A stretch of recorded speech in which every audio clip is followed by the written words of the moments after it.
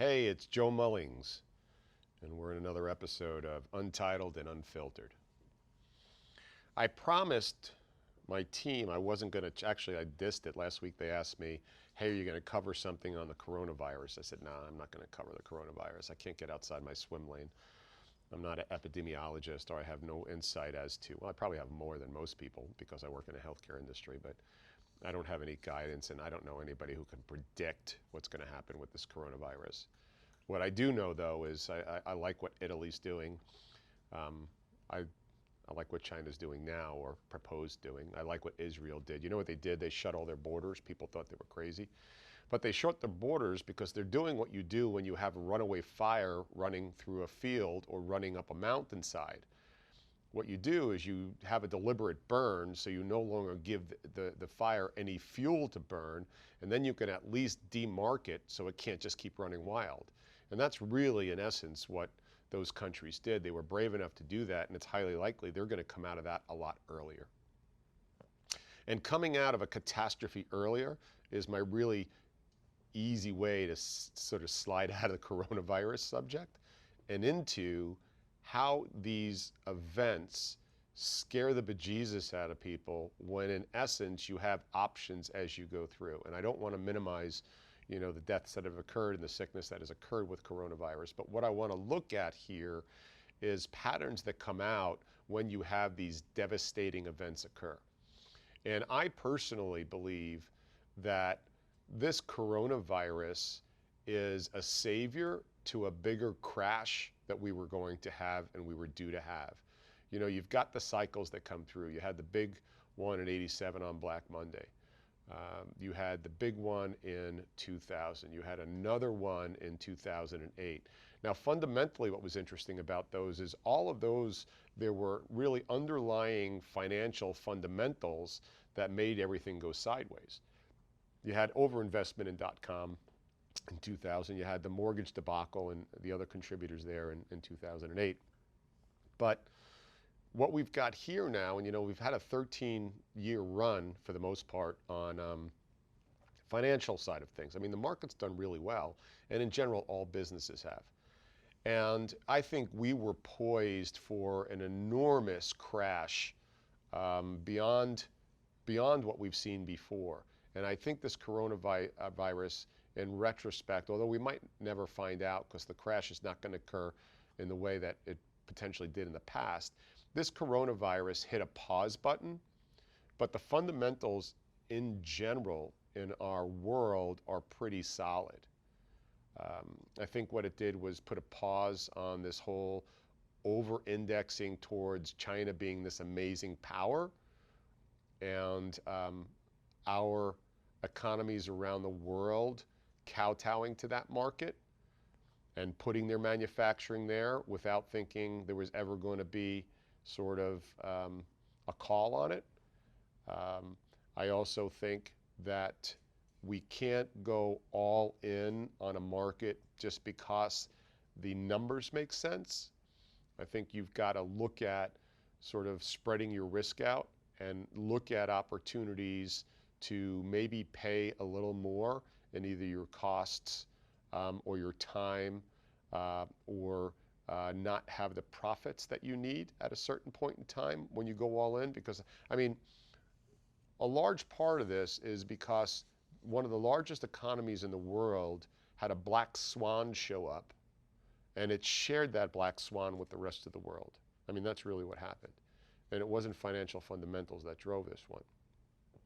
So as a business owner, as I look at these opportunities right now, what I would suggest you do is you start to double down on your activities, because there's going to be three categories that are going to go through this over the next, I think we're out of this in the next 90 to 120 days, meaning the panic is over. I think it stays with us until the end of summer.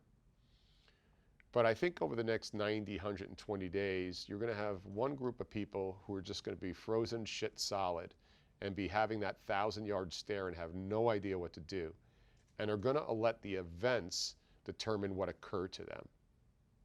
And they're just going to lay there and let it happen to them. because they're so fearful of doing anything, they stay frozen. And then in the middle category, you're going to have those people that are going to start to contract. Those people are just going to start to pull everything in. And I'm not saying that you shouldn't check your corners, check your 6, check your 9, check your 12. I'm not saying you shouldn't do that.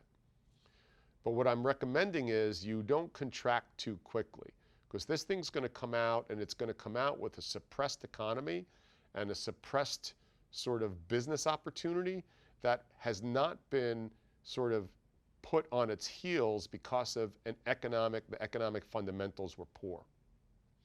And then you're going to have the individuals who are going to look at this as an amazing opportunity. And they're going to continue to do a few things. One is they're going to harden a target, because this is what we do as human beings. We don't know where we're going to get sniped from. And then when we get sniped from that sort of perch, we suddenly harden the target around that snipe.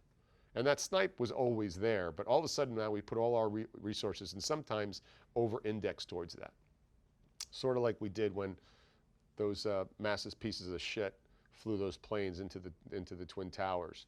I think that we allowed that to absolutely freeze and over-index what is occurring in our country today in regards to loss of the freedom of movement in a lot of areas. But that's an example of just way over-indexing to what a handful of people did to cause a catastrophe. I don't want to underplay that. That was a very, very brutal, terrible thing to happen.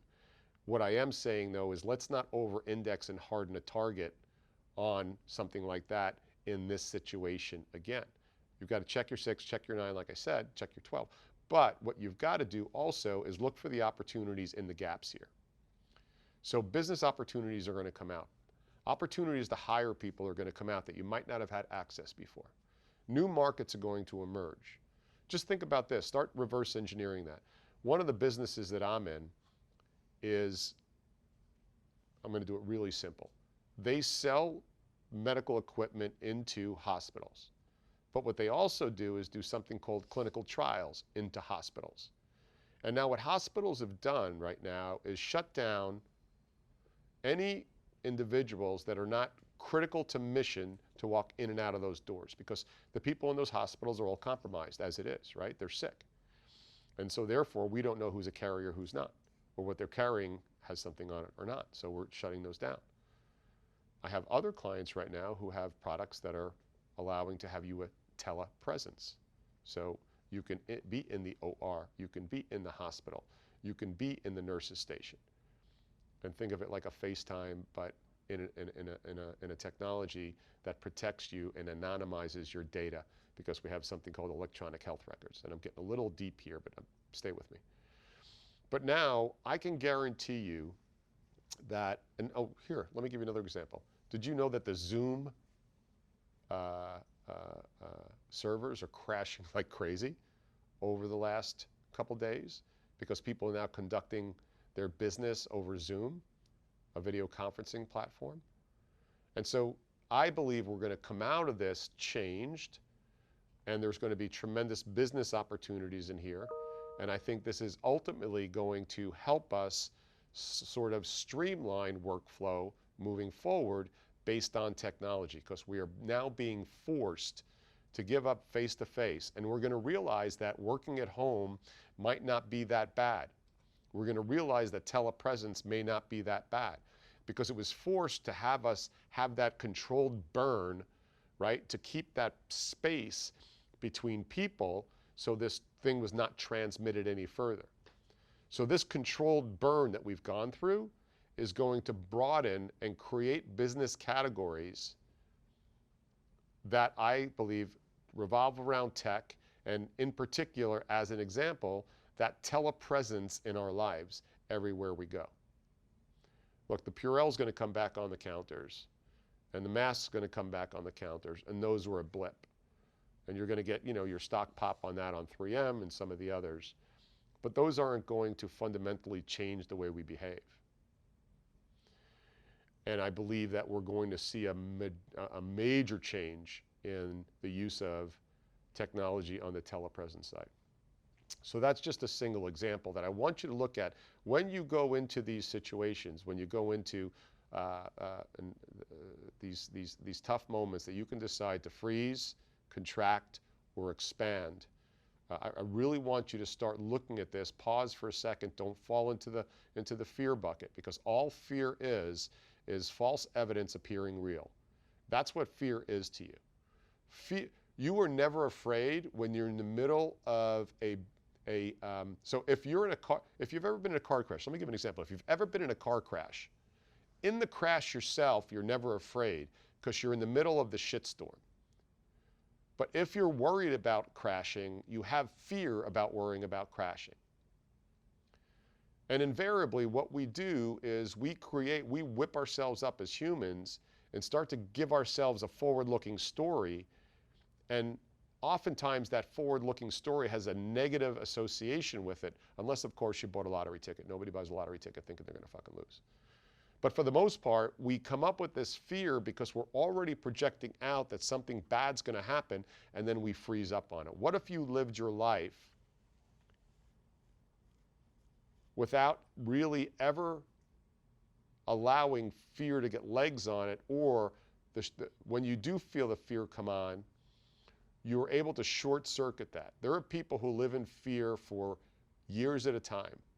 And then there are people who live in fear for days at a time, like we're going through right now, and maybe weeks.